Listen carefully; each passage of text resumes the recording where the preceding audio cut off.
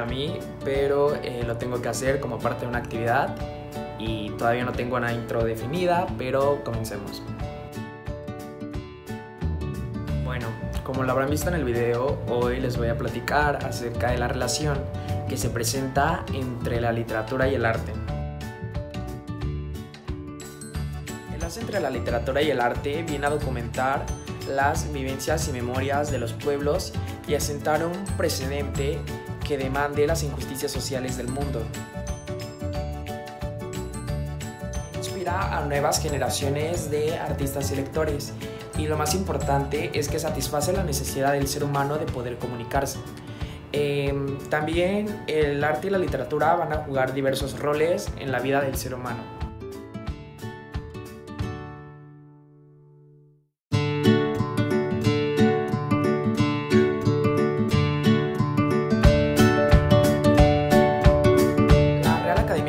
Por sus siglas, la RAE define a la literatura como el arte de la expresión verbal, entendiéndose verbal como todo aquello que se relaciona con la palabra o se sirve de ella. En la antigua Grecia, donde se crearon las artes superiores, estas fueron creadas con el fin de ser apreciadas por los ojos y los oídos, y las menores, que eran mucho más táctiles. De las 6 artes superiores rescatamos la arquitectura, la pintura, la música, la danza, el cine y la literatura. Aunque solemos decir que es propiamente la literatura una de las bellas artes, la poesía y el teatro también están incluidas en esta forma. Ambas han ofrecido invaluables aportes a la humanidad, con piezas y autores indudablemente que constituyen una obra de arte en sí mismas. Y obras son en uno u otro grado constructores de historias, imágenes de nuestra realidad y meta de las inclinaciones en nuestra fantasía. Podemos considerar cada obra de arte como un libro, solo que está escrito en signos completamente distintos a las palabras. Más que un código específico, la literatura emplea una variedad de diferentes códigos que se suponen y que hay que desvelar para interpretar completamente un texto. La diferencia con un mensaje no artístico, que puede ser un mensaje normal, es que el literario no se puede interpretar literalmente. Podemos fijar como los fundamentales algunas características notorias que se entrelazan en cuestiones de obras literarias con el arte. Son las claves propias de la obra. A esto me refiero con las repeticiones, las referencias a elementos ya mencionados o que van a aparecer después, entre otras. También el género es muy importante, ya sea en sus 3 grandes conjuntos, como la lírica narrativa, dramática, o en sus denominaciones concretas, como la novela, entre otras. Suponen una estrategia de comunicación que tanto autor como lector deben acordar. Mitología son los conjuntos de mitos e ideas propias de una época que todo autor, como ser humano que es, aprueba y o rechaza según su punto de vista. Lo intertextual también es muy importante. Son las influencias de otras obras y textos, ya sea como imitación, versión o simple inspiración que el autor decide tomar. Lo cierto es que todos esos códigos se acaban proyectando de alguna u otra manera en un mensaje verbal y que pueden presentarse peculiares usos del lenguaje. Esto no quiere decir que en esos usos resida lo literario, sino que son marcadores, algo así como la punta del iceberg, de que ese mensaje es ficticio. A estas diferencias, que a veces es posible detectar lingüísticamente, es a lo que algunos lingüistas han denominado desviación. Hay que tener claro que estas diferencias no son un adorno, algo que se añade al texto, sino que surgen como consecuencia de la creación misma literaria. Un texto literario no produce primero literalmente y luego se adorna o se traduce al lenguaje poético, sino que se crea su propio lenguaje. El concepto de extrañamiento fue desarrollado por el crítico y escritor Víctor Shklovsky, uno de los primeros teóricos del formalismo ruso, en el arte como artificio. Para poder explicarlo, Shklovsky parte del concepto de literariedad. La literariedad es todo aquello que determina que una obra sea literaria y no de otra clase. Quizás estás pensando que eso que diferencia la obra literaria es el lenguaje, pero como ya te habrás dado cuenta, es un lenguaje particular, diferente al de la vida cotidiana o al que se emplea en otras artes. Con esto me refiero al lenguaje visual, sonoro, entre otros.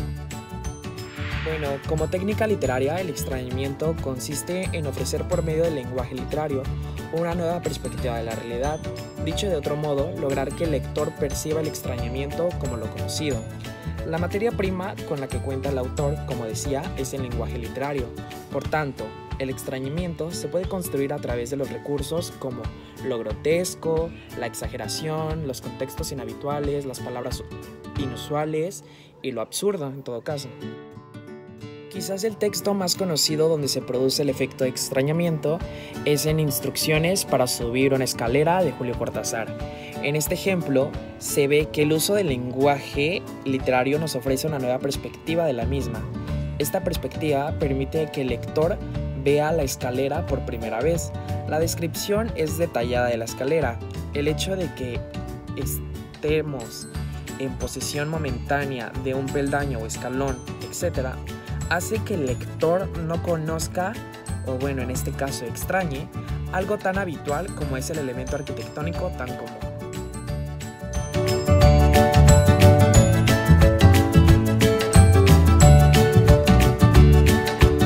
Álvarez Espino y Góngora Fernández aceptan que la obra de arte es producto fundamentalmente del talento y de la imaginación, pero también reconocen que sin la ayuda de los procedimientos técnicos resultaría prácticamente imposible alcanzar la perfección.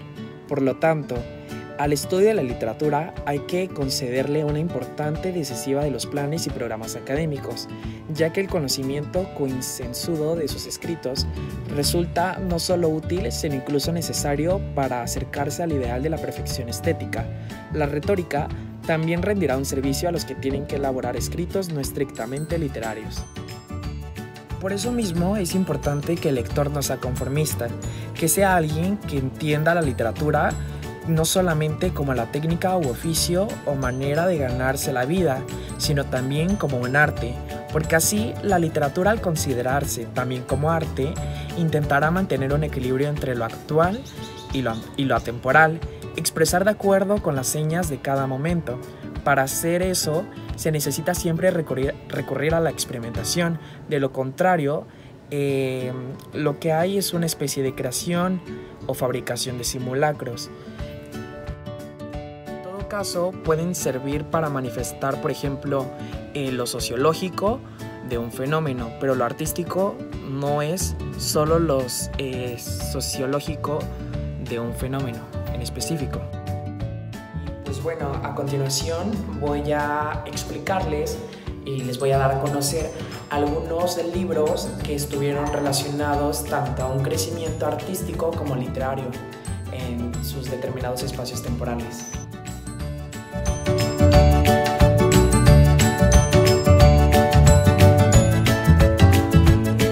Esta obra, Gertrude Stein, nació en Allegheny, Pensilvania, el 3 de febrero de 1874. Afincada en Francia desde 1903, su residencia parisina se convirtió en el centro de reunión de los movimientos de vanguardia con mayor influencia de las artes y de las letras del siglo. La obra abarca un ensayo, una autobiografía y poesía dentro de la misma. Se caracteriza por un alto nivel experimental y se le considera una renovadora del género memorialístico por textos como la autobiografía que les presento.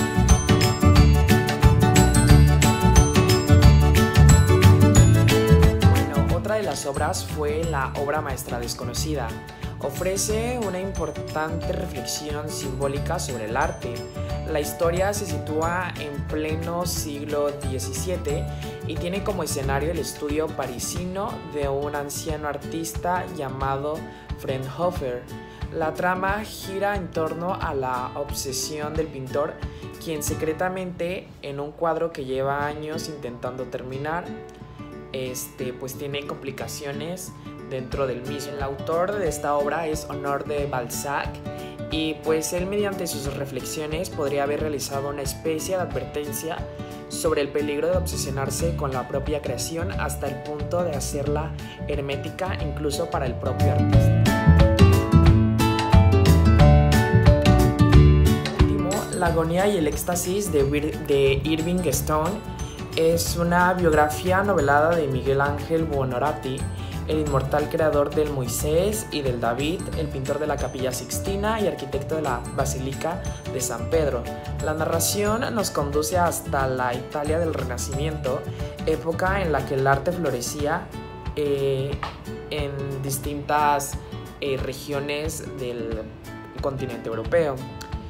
Y pues dentro de este contexto hace mención de aquellos elementos artísticos que condujeron pues a que el artista